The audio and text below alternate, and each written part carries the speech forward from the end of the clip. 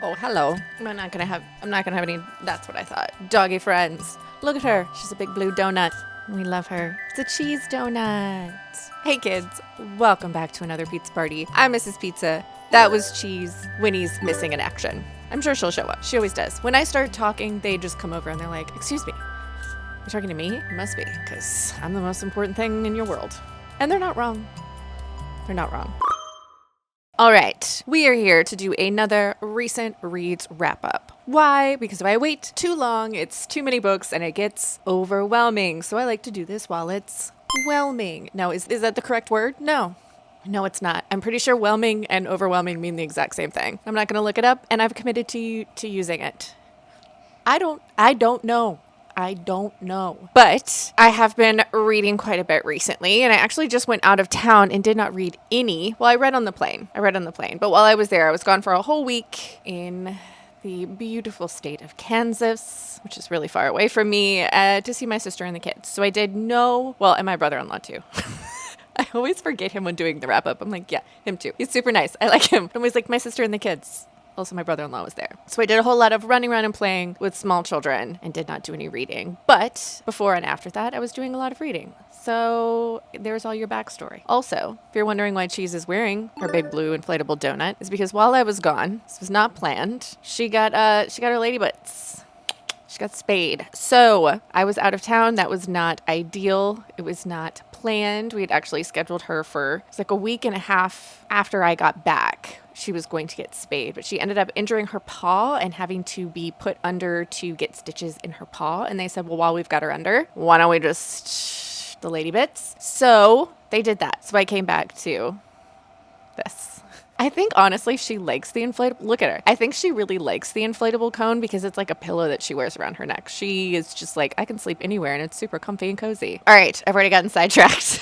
But now that you've been updated on things that you do not care about, let's talk about some books. The first 3 books that I'm going to talk about, I actually talked about at length in my Summerween reading vlog, and so I'm not going to go into a lot of detail. I will link that reading vlog if you care about hearing about how I felt about those books. But if you're really interested in the book and you want to hear me chit-chat about it, check out that vlog. So the first book we're going to talk about is You're Not Supposed to Die Tonight, and this is by Kalynn Bayron. I ended up giving this 3 stars. This is a YA slasher about a summer camp. Super fun times. The next book I picked up after that was Stolen Tongues, and that is by Felix Blackwell. And I ended up giving that one 2.5 stars. That is about a couple that go to a secluded cabin in the woods, and there might be something there. Also, the cover is very ominous. And the third book that I picked up for Summerween was The Ballad of Black Tom, and that is by Victor LaValle. And that is a reimagining of a H.P. Lovecraft story, which I believe is called The Horror at Red Hook or something at Red Hook. I don't know. I don't read H.P. Lovecraft. I did pick up this book. It is a cosmic horror about a young man who is a little bit of a hustler trying to make ends meet and takes a job that catapults him into just chaos, a world of chaos, a darker world of chaos. So that was my Summerween reads. Bing, bang, boom. The actual last book I picked up for Summerween, which for some reason the vlog decided to cut out the very ending of it when I uploaded it, but it was already uploaded. There's nothing I can do about it because I can't figure out what happened. But that's okay because it like cut off at a spot that felt like an ending, so I'll leave it. Whatever. It was totally intentional. That book was The Saturday Night Ghost Club, and this is by Craig Davidson. This is a coming-of-age story about a boy named Jake who has an eccentric and lovely uncle named Calvin who rides a bicycle everywhere and owns a shop of oddities. They live in Canada just near Niagara Falls in a kind of small town, and this is the story of the summer when Jake turned 12, and that was not a word. The inaugural. Sometimes when you say a word too much, it stops being a word and just starts being sounds. And I can't even say that one correctly at all, but you know what I mean. They start a Saturday night ghost club with a few friends that Jake meets that summer. And it is about going to different places with his uncle where he tells them scary stories and they do their own investigating. And through this, they find out about darker secrets that have taken place in their very small town and make lifelong friendships along the way. It was a very sweet little book, very quick.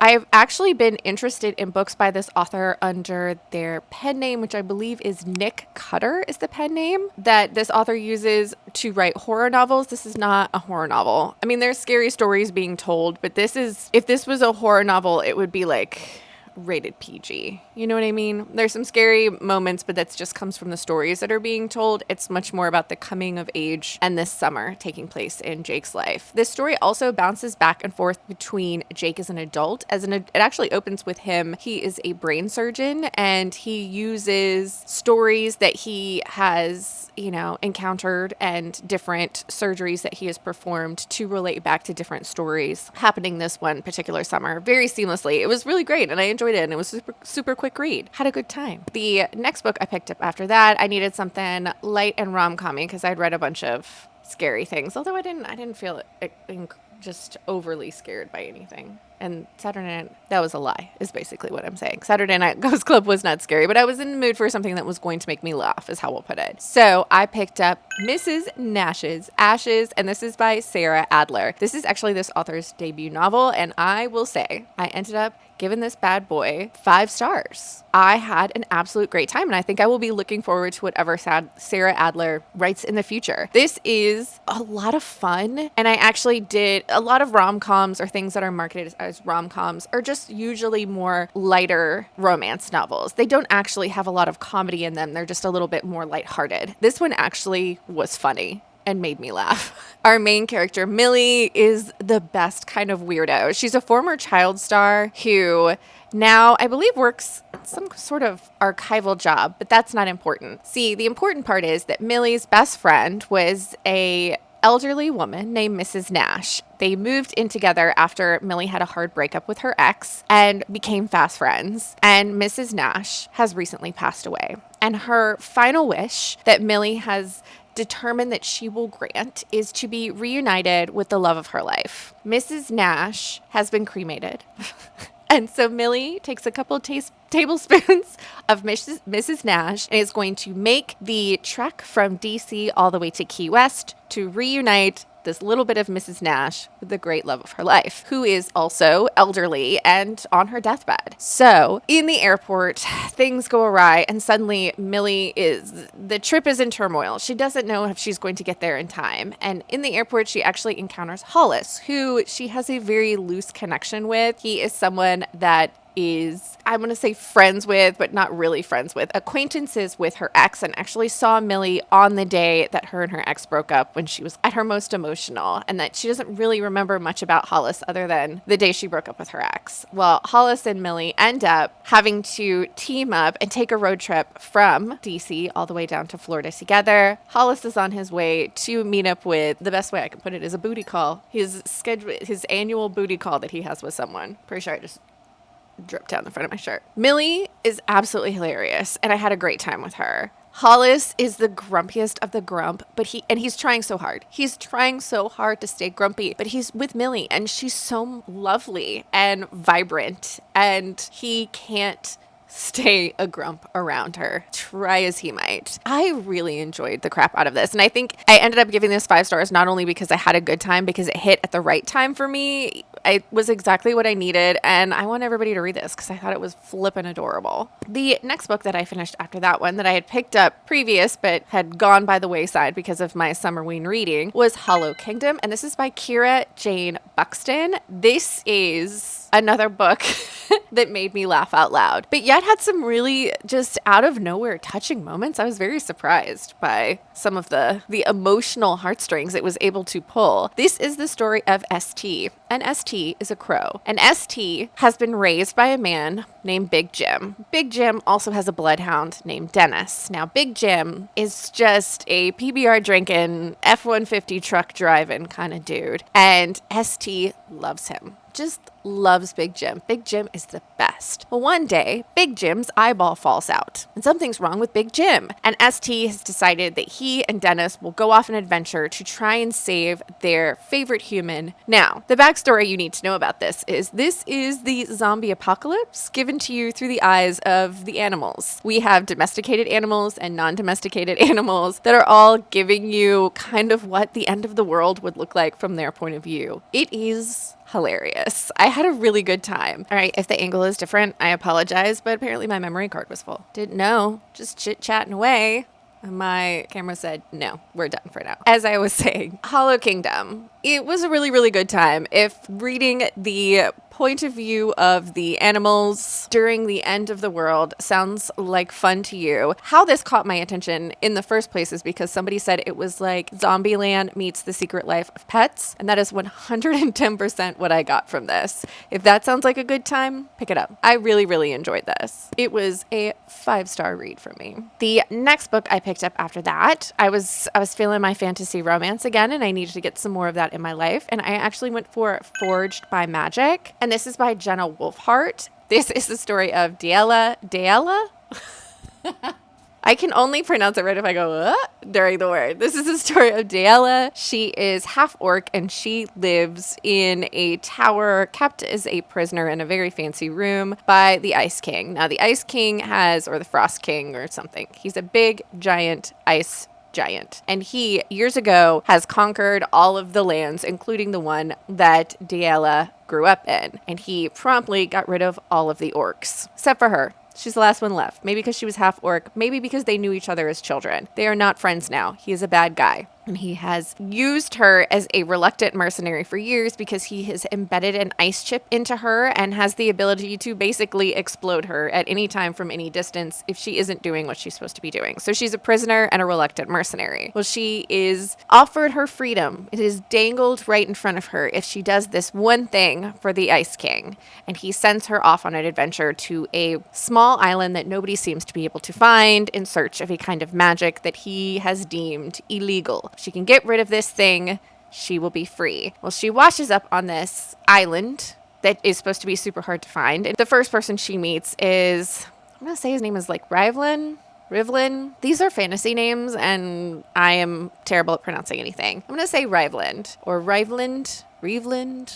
Maybe if I just keep saying words, one of them will be right. He is the local blacksmith, and he is an elf, and he is super duper grumpy. This island is full of all kinds of different magical creatures, and this grumpy blacksmith has got secrets he's hiding and reluctantly helps our mercenary who doesn't want to be a mercenary. And chemistry. This was touted as more of a cozy fantasy romance. I wouldn't say it's cozy. I would say it's lower stakes, but it's still not that low of stakes. I mean, we have lives at risk and countries at risk. I think cozy is a buzzword that people are looking for, and though I had a really good time with this, I wouldn't call it cozy. I would call it a fun fantasy romance with lower stakes, if that's what you're looking for. It was sweet. There's a competition involved. There's this island full of magical creatures. I ended up giving this 4 stars, and I feel like that was a tad generous. I had a really good time with this, but I'm actually looking forward to the next book in this series, which is going to be following our male main character's sister, who is a traveling tavern. She takes it from town to town on these islands. Here's what I'll say. Having read a lot of fantasy romance series, sometimes when you read a first book, even if it isn't a knock it out of the park 5-star hit, you can tell that you're actually going to really like this world, and the next book is really the book that's going to get you invested. I still had a good time with this book. I think it's worth picking up. It was really sweet and cute and had a lot of fun things happening. And I think the next book in this series, which I believe has already got a title, I think it's like Brewed by Magic. I might be making that up. I think that one's going to be the one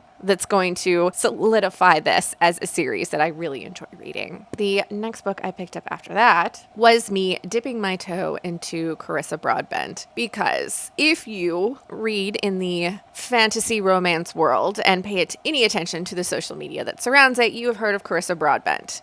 She currently has 2 series that are super duper popular. One is Daughter of No Worlds, and one is The Crowns of Nyaxia, I believe is what it's called. The Crowns of Nyaxia is The Serpent and the Wings of Night. Well, I decided to pick up 6 Scorched Roses, which is a novella in that same world. It can be read as a standalone, but I believe these characters show up later in the series. And I was like, maybe if I just dip my toe in, maybe I'll just dip my toe in, see if this world is something that I'm even interested in, because Serpent and the Wings of Night is a behemoth of a book. And I don't know if I want to do that undertaking if I'm not going to like it. Let's just be honest. I also feel like it's super hyped and I don't want to disappoint myself. So I was going to try something shorter to see if I liked it. This is the story of Lilith, and she is a human living in a small town that has been cursed by a god. And there is this plague that is just slowly killing off the population and moving out further and further from the town and taking over. Well, Lilith was born ill, and